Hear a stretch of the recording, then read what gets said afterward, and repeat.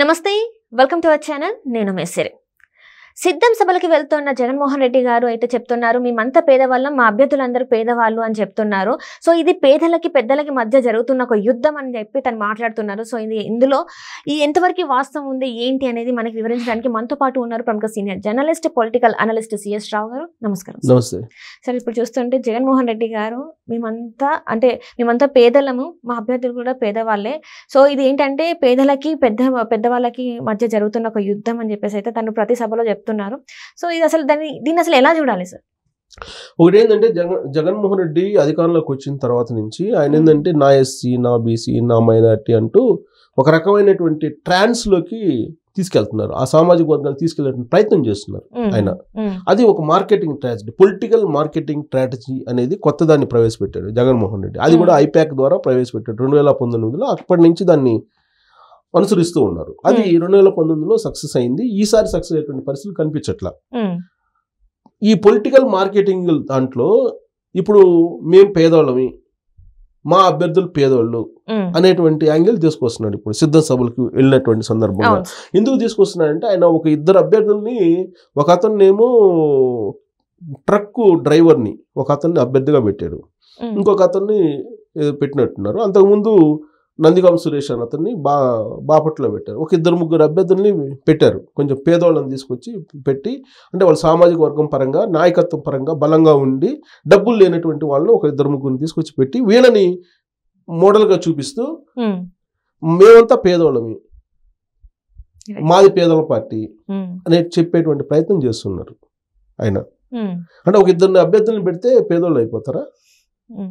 ఎంత స్ట్రాటజిక్గా వెళ్తున్నారంటే జగన్మోహన్ రెడ్డి నిజంగా ఆలోచన ఉండి అందరికీ పేదలకు కనుక ఇచ్చేసి రాజకీయాల్లో కనుక సంస్కరణలు తీసుకొచ్చి డబ్బు లేనటువంటి రాజకీయాన్ని చెయ్యొచ్చు అని నిరూపించగలిగితే జగన్మోహన్ రెడ్డిని అభినందించవచ్చు, దాంట్లో ఎలాంటి సందేహం లేదు. కానీ ఒకళ్ళో ఇద్దరినో చూపించేసి మిగతా 173 మంది 73 మంది ఏం కావాలి, ఒక ఇద్దరిని అయితే ఇచ్చారు, చూపిస్తున్నారు వాళ్ళిద్దరిని 175లో. మిగతా 173 మంది ఏం కావాలి? 173 మంది పరిస్థితి ఏంటి? ఎస్సీ, ఎస్టీ, బీసీలకు ఇచ్చారు కదా, వాళ్ళలో ధనవంతులను చూసే కదా ఇచ్చింది. పేదలుగా ఉండేటువంటి ఎస్సీలకు కానీ బీసీలకు కానీ టికెట్ వచ్చిందా? నా నంబర్ చూపిస్తున్నారు, ఎస్సీలకి ఎంత ఇచ్చాం, బీసీలకి ఎంత ఇచ్చాం, మైనారిటీలకి ఎంత ఇచ్చాం అని చూపిస్తున్నారు. వాళ్ళల్లో రిచ్ పీపుల్, కోటీశ్వర్లకి ఇచ్చావు తప్పితే పేదవాళ్ళకి ఎవరికైనా ఇచ్చావా? ఒక ఇద్దరికి తప్పితే. ఆ ఇద్దరిని చూపించి మిగతా వాళ్ళందరినీ మోసం చేయాలని చెప్పి ప్రయత్నం చేస్తున్నట్టు కదా ఇది. అంటే మార్కెటింగ్ స్ట్రాటజీతో వెళ్తున్నావా లేదా? అంటే ఒక వస్తువు చూపించి, ఒక ప్రోడక్ట్ చూపించి, బెస్ట్ ప్రోడక్ట్ని, ఈ ప్రోడక్ట్ మిగతా ప్రోడక్ట్ అంతా ఇలానే ఉంది అని చెప్పి చెప్పేటువంటి ప్రయత్నం చేస్తుంటారు మార్కెటింగ్ చేసేవాళ్ళు. ఆ విధంగా జగన్మోహన్ రెడ్డి చేస్తున్నట్టు మనకు కనిపిస్తుంది. ఆయన చెప్తుంది ఏంది? పేదలకి పెద్దలకి మధ్య పోటీ ఈ ఎన్నికల్లో అంటున్నారు. ఎవరు పేద ఎవరు పెద్ద? కేంద్ర ప్రభుత్వం ఏం చెప్పింది? భారతదేశంలో కన్నా అత్యంత ధనవంతుడైనటువంటి సీఎం ఎవరైనా ఉన్నారంటే అది జగన్మోహన్ రెడ్డి అని చెప్పి కేంద్ర ప్రభుత్వం చెప్పింది కదా, రిచెస్ట్ సీఎంగా గుర్తించింది కదా. మరి ఎవరు పేద? ఇప్పుడు ఆయన పోయి ఏం చెప్తున్నాడు ప్రజల మధ్యకి వెళ్ళి, నేను 130 సార్లు బటన్ నొక్కాను, మీకు దాదాపు 2,50,000 కోట్ల రూపాయలు మీకు వేసాను అని చెప్తున్నాడు ఆయన. దానికి కానీ 130 సార్లు బటన్ నొక్కాను, ఈసారి మీరు 2 సార్లు బటన్ నొక్కండి చాలు నాకు అని చెప్తున్నాడు. అంటే ఎంపీకి ఒకటి, ఎమ్మెల్యేకి ఒకటి, 2 సార్లు బటన్ నొక్కండి చాలు, నేను 30 సార్లు నొక్కాను అని చెప్తున్నాడు. ఒకవేళ ఆయన చెప్పినట్టు కనుక నొక్కితే రాబోయేటువంటి రోజుల్లో ఏ విధంగా ఉంటుందని చెప్పి ఆంధ్రప్రదేశ్ ప్రజలకు బాగా అవగాహన ఉంది. 2,50,000 కోట్లు నేను పంచానని చెప్తున్నావు కదా, ఎక్కడి నుంచి తీసుకొచ్చావు? ఆస్తులు తాకట్టు పెట్టే కదా, ప్రజల పరపతిని తాకట్టు పెట్టే కదా, ఆంధ్రప్రదేశ్ గుడ్విల్ని తాకట్టు పెట్టే కదా, తీసుకొచ్చి డబ్బులు అప్పు తీసుకొచ్చి పంచావు కదా. ఇదంతా కూడా తలసరి భారమే కదా. తలసరి ఆదాయం ఉండాల్సింది తలసరి భారం రూపంలో ప్రతి వ్యక్తి నెత్తి మీద 1 లక్ష 2 లక్షలు ఉండేటట్టు చేసావు కదా. మొత్తం 12 లక్షల కోట్ల రూపాయల అప్పు ఆంధ్రప్రదేశ్కి ఉందా లేదా? 12 లక్షల కోట్ల రూపాయల్లో ఈ అప్పులో 2.5 లక్షలు నేను పంచాను అంటున్నావు. మరి మిగతా అప్పు ఎవరు తీరుస్తారు? ఈ 12 లక్షల కోట్ల రూపాయల అప్పు ఎవరు ఇచ్చారు? జగన్మోహన్ రెడ్డి డ్రెస్ని, జగన్మోహన్ రెడ్డి ప్యాలెస్లను చూసి ఇచ్చారా? కాదుగా. ఆంధ్రప్రదేశ్ రాష్ట్రాన్ని, ఆంధ్రప్రదేశ్ రాష్ట్రంలో ఉన్నటువంటి మానవ వనరులని, ఆంధ్రప్రదేశ్ రాష్ట్రంలో ఉండేటువంటి ప్రకృతి వనరులని, వీటన్నిటిని చూసి ఆంధ్రప్రదేశ్ రాష్ట్రానికి ఉన్న గుడ్ విల్ని చూసి ఇచ్చారు. మనకు ఒక లోన్ రావాలి, మనకు లోన్ రావాలంటే మనది సిబిల్ రేటింగ్ స్కోర్ చూస్తారు కదా. సిబిల్ స్కోర్ చూసిన తర్వాత నీకు ఎంత ఇవ్వాలి, అసలు ఇవ్వాలా వద్దా అనేది నిర్ణయిస్తారు కదా బ్యాంక్ వాళ్ళు. అలాగే రాష్ట్రానికి కూడా అక్కడ ఉన్నటువంటి వనరులు ఎలా ఉన్నాయి, అక్కడ ప్రకృతి సంపద ఎంత ఉంది, అక్కడ ప్రభుత్వం ఎలా ఉంది, అక్కడ ఉండేటువంటి మానవ వనరులు ఏ విధంగా ఉంది, వీటన్నిటిని చూసిన తర్వాత అప్పుడు నీకు ఎంత ఇవ్వాలి అనేది నిర్ధారిస్తారు. మొత్తం పరపతిని అంతటిని తాకట్టు పెట్టి, ఆంధ్రప్రదేశ్కు ఉన్న పరపతిని అంతటిని తాకట్టు పెట్టి ఎంత డబ్బులు తీసుకురావాలో అంత డబ్బులు తీసుకొచ్చేసి నేను 2.5 లక్షల కోట్లు పంచాను అంటున్నాను. మరి మిగతా 10 లక్షల కోట్లు అప్పు ఎవరు తీరుస్తారు? అది ప్రజల మీద పడేదే కదా భారం, ప్రత్యక్షంగా కానీ పరోక్షంగా కానీ ప్రజల మీద ప్రతి ఒక్కరికి పడేదే కదా. మరి అది ఎవరు తీరుస్తారు? అది ఎందుకు చెప్పట్లేదు? అది చెప్పాలి కదా. అది చెప్పకుండా నేను 2.5 లక్షల కోట్ల రూపాయలు పంచానన్నా, ఓకే బాగానే ఉంది, సరే అప్పు తీసుకొచ్చావు పంచావు అనుకుందాం కొద్దిసేపు. 2.5 లక్షల కోట్లు పంచావు అని చెబుతున్నావు కదా. మరి 2 లక్షల కోట్లు జనాలకు పంచావు.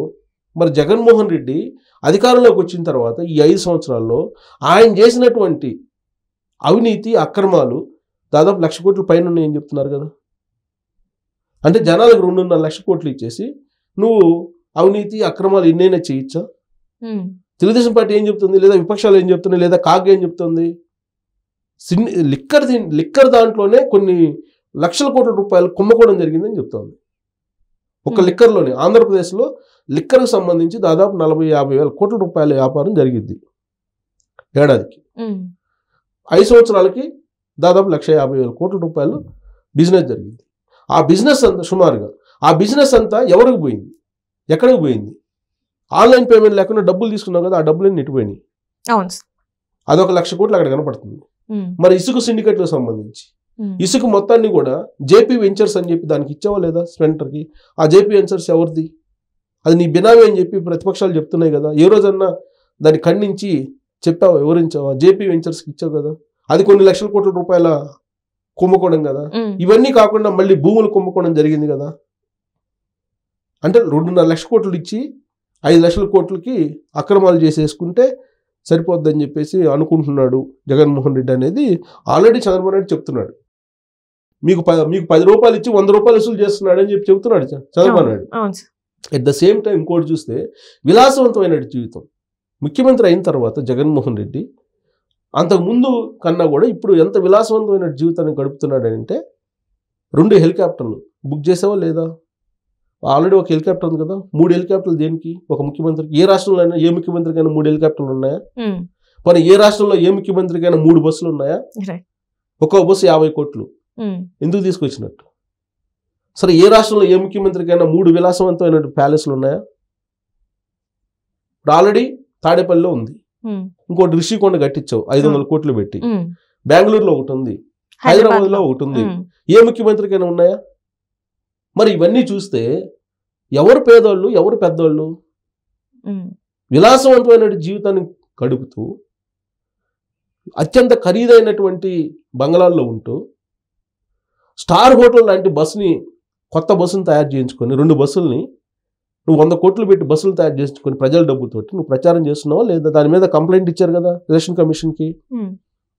మరి పోయేసి మా అభ్యర్థులు పేదోళ్ళు, మేము పేదోళ్ళమి, ఈ ఎన్నికలు పేదోళ్ళకి పెద్దలకి మధ్య అని చెప్పి అంటే అది నమ్ముతారా ప్రజలు?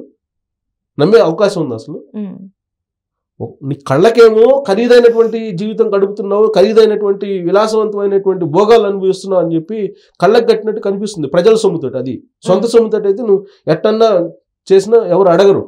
ప్రజల సొమ్ముతోటి విలాసవంతమైనటువంటి ఖరీదైనటువంటి అనుభవాల్ని అనుభవిస్తున్నావు కదా, విలాసవంతమైన జీవితాలని అనుభవిస్తూ ఇంకొక పక్క మేము పేదలమి, మా దగ్గర డబ్బులు లేవనంటే ప్రజలు అంత అమాయకులా? అమాయకులు అయితే కాదు కదా, చూస్తూ ఉంటారు. సో రాబోయే రోజుల్లో పేదలకి పెద్దలకి అనేటువంటి నినాదం మార్కెటింగ్ చేసుకోవడానికి ఏమన్నా ఉపయోగపడిద్దాం. సొంత మీడియా ఉంది, సొంత యూట్యూబ్ ఛానల్స్ ఉన్నాయి, సొంత సోషల్ మీడియా ఉంది, ఐప్యాక్ ఉంది, ప్రచారం చేసుకోవచ్చు. ఎంత ప్రచారం చేస్తే నిజం లేకుండా అబద్ధాన్ని నిజంలాగా చూపించే ప్రయత్నం చేస్తే అది బూమరాంగ్ అయ్యేటువంటి అవకాశం. కొంత అబద్ధం ఉండి దాన్ని కనుక కొంచెం ఎక్కువ చేసి చూపిస్తే నో ఇష్యూ, నమ్మే అవకాశం ఉంది. అసలు ఏమీ లేకుండా పూర్తి అబద్ధాన్ని నిజంలాగా క్రియేట్ చేసే ప్రయత్నం చేస్తే ఖచ్చితంగా బూమరాంగ్ అయ్యే అవకాశం ఉంది. Right sir.